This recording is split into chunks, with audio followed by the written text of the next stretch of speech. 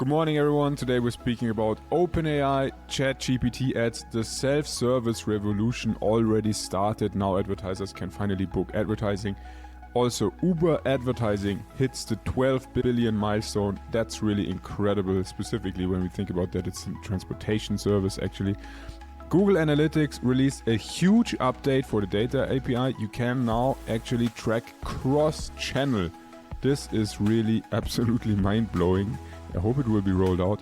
And then there's a very interesting study that recently came out from Microsoft. The AI paradox, what is actually holding back companies from really delivering more value and outcome. Good morning, Julius. How's it going? Good morning, Ben. We're back in a new format, and it's your birthday. Happy birthday. Thank you very much. How's it going? How's your morning? 32 years, and I still feel like I'm 14. It's true. It's true. That's good, I think, in most regards. Maybe your wife maybe sometimes wants you to be 16. more than 16, but nice. Okay. Yeah, should we dig in? Microsoft AI, they did a new study on workforce AI adoption and productivity gains from Copilot. I mean, you always have to be a little careful. They only release studies that are positive, are very interesting for their prospects or their existing clients.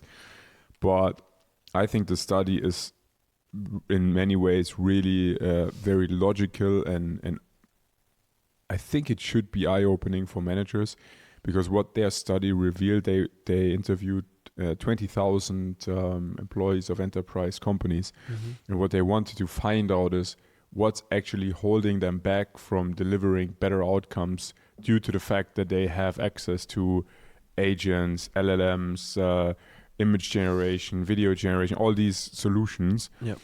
And to make it very short so that not every listener has to read the whole study, which I actually can recommend, but what they found out was that the incentivation for employees in 80% of the companies is just super low. So this means they are not really incentivized to rethink how could we actually shape the processes from my personal view. They always, most of the employees think that there's someone top down coming at some point and explaining them, now your work goes like this. Even though, and that's very interesting, most of the people who have been taking part of the survey were super motivated to reshape their own work. But there was a lack of support when it comes to the tool sets they receive. That was the first thing. Obviously also in the interest of Microsoft to communicate this. But that totally makes sense. I also see this here at Media Charge that there are new tools coming every week. I think a year ago everyone wanted to have ChatGPT instead of Copilot. Now everyone wants to have Claude instead of Copilot. When we look at the video production, they jump from one tool to the next, from one model to the next. Same for our development. And the key message of this study is, as a manager, you should first of all enable your team and tell them you have 200 euros per month. You can test with that. I'm not saying you can have the 200 euros for whatever you want, but if you want to test something AI related, here's the budget, do it. Then obviously you have to collect feedback. And if someone brings valuable new process ideas, obviously you should, and that's most important, that's the thing that everyone was missing, you should actually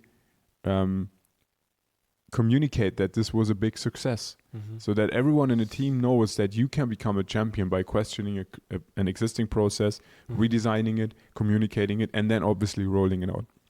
I think it's very interesting. Yeah, and that's I think it's most relevant in corporates, in consulting, where I think also the whole model has to change a lot. A lot of these things are still kind of billed and charged by time and not by output. So that's a whole organizational or business structure that has to change first to really get the most out of there or incentivize people to use it more.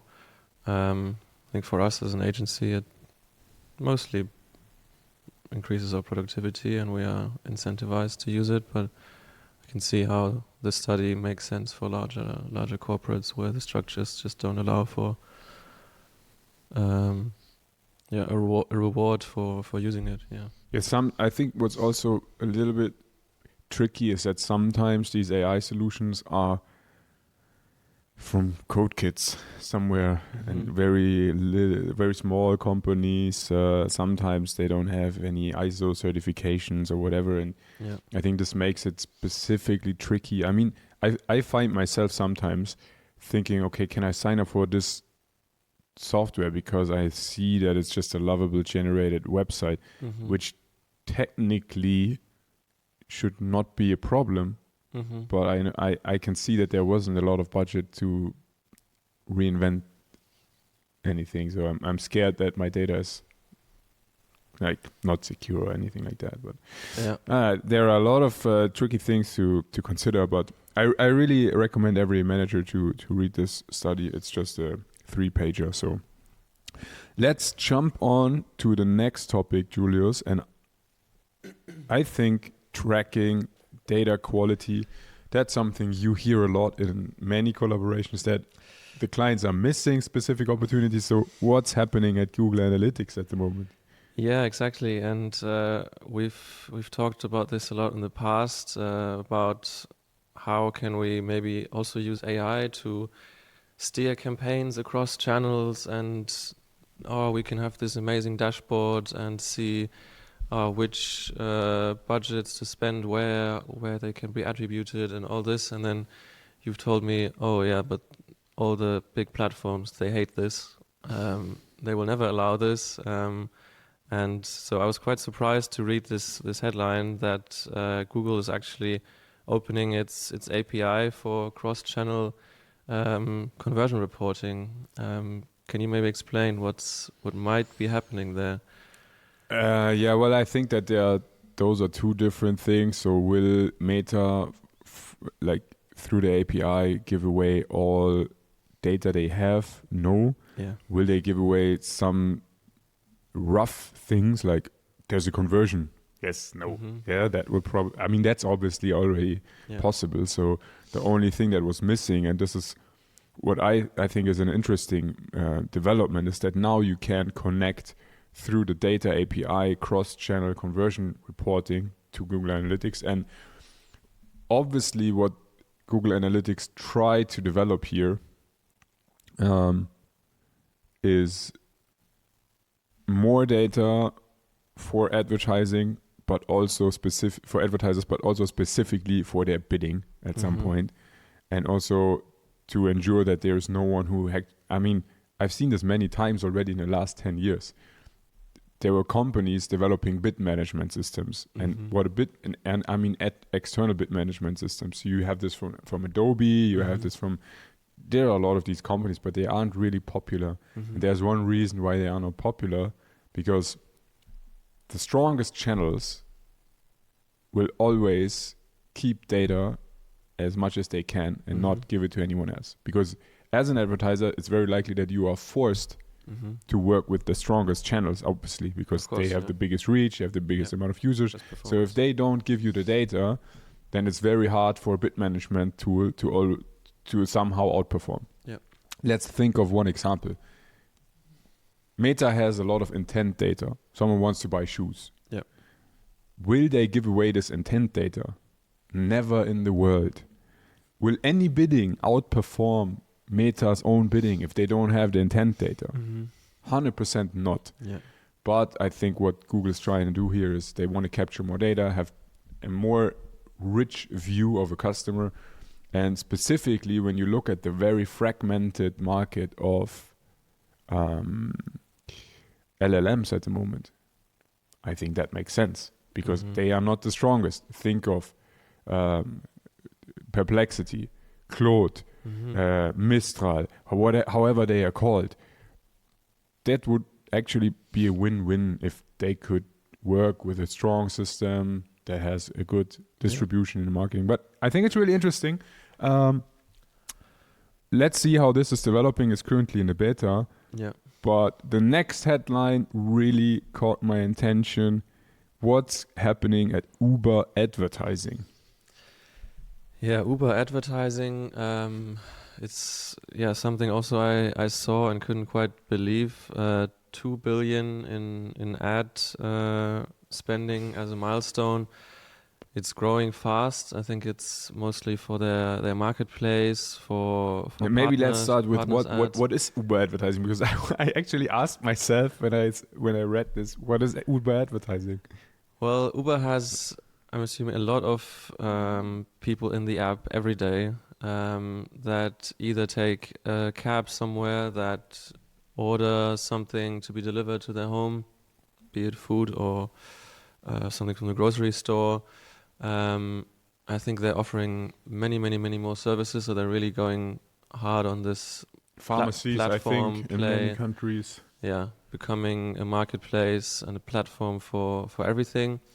And that's once you have that, and once you have that many people in the app every day, it's a great place for advertisers to promote their products, promote from restaurants to consumer brands, I'm assuming, or concerts, to be booked straight in the app. And they've kind of pushed this strategy in, I think, recent 5 years. I mean, it's always been a kind of big cash burn, the Uber, but I think in the recent years they've become profitable. So it's one of their pillars that they're building on now to really bring in a lot of revenue here for Uber. And it's only kicking off, so it's only been going for, I think, less than 2 years. So quite a big milestone, and I guess also kind of the platform play that others have already done, like Amazon started Amazon Ads, which has become huge in recent years. Of course, coming straight from a marketplace, but interesting to see that these Impressive numbers, definitely. all these tech companies are moving into ads in the end. And it wasn't the 2 billion milestone also the tiny jump necessary to make Uber finally profitable now? Or No, I think they did a lot in their operations and pulled back some of their automated driving ambitions and did a lot of cost savings. I think that was the main driver. But I think these 2 billion won't hurt. It's like a cherry on top. all right, nice. And I think this is a great segue to our last topic for today. OpenAI also has an ad platform now. We've talked about this, I think, in December or 2 years. November, and thought, okay, it's probably going to be a lot of work for them to set up this whole platform. Are they just going to go with a partner or something else? But they've now rolled out an alpha or beta version. I think it's still quite rough. You don't get a dashboard. You just get a CSV file sent to you by email. But No. It's like actually now finally a full service. oh, it's self-service it's real now. platform. Yeah. Okay. That's a beta. That was actually the thing that really got my attention, because previously you have been able to work with CSV, so you went to either a bigger platform that was just selling advertising space, but now there is a beta running in the US, and from the UI, I've already seen the UI. It looks, I would say, it looks pretty much like smart campaigns on Google. So that was actually what I expected, that they will not roll out anything where you have a lot of control, but just say, okay, enter your website, what's your conversion event, and then press start, which I think will be one of the most interesting experiments for this year. Oh, really? That's all you have to put in the website? Yeah, you can add some No. instructions. Like, I think you can add 2 or 3 sentences of what's your interest. Like you can add, okay, I want to reach business buyers from global companies, and you can technically describe that a little bit. But I think what will be most interesting is smart campaigns on Google are by far the worst format you can choose. Like they have so taking search ads can be so powerful if you really understand your audience, because you're not wasting any budget for these random low intent or zero intent search queries. Obviously, I understand that for a platform, democratizing the access is very smart. You want to ensure that everyone has the same tool set, that no one can benefit from having a super sharp agency or a super sharp marketer. Yeah. And if you democratize that, then obviously it's a little bit more fair, because at the moment when you think of take competitor A and competitor B, and competitor A has a super sharp strategy for search ads, obviously they will outperform. Yeah. And then at the end of the day, someone will pack their bags and go, which is competitor B in this scenario. But I think that would be really interesting. The big bet of democratizing the access, if it works, that would be for marketing agencies probably the biggest doomsday. Yeah, and that's their ambition, right? To be that the AI will get so good at analyzing intent that it's better than 9 out of 10 marketers, but it's still not there. So it's at the moment it's just that's the point. And the question at the end is an AI alone really then performing better compared to an AI with a human? My current bet on that for at least the next 5 years would be no. The AI will, if you have a very experienced marketer and he can use AI, he will outperform AI in many ways. But it will be interesting to see if they at some point also release a more professional tool set. Looking at our client base, because that's what I kind of refer. If I had to sell our clients, let's just throw in $1 million into a smart campaign. I would probably test that with a little budget, and if the performance is just as the other AI smart campaign solutions, it's very likely that our clients would say, let's just focus on things we can control. But we will see. Yeah, they will probably have to incentivize it.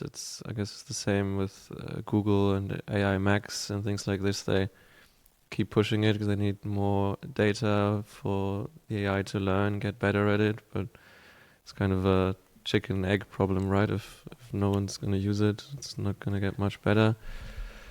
I would actually also say it's not really a chicken egg problem.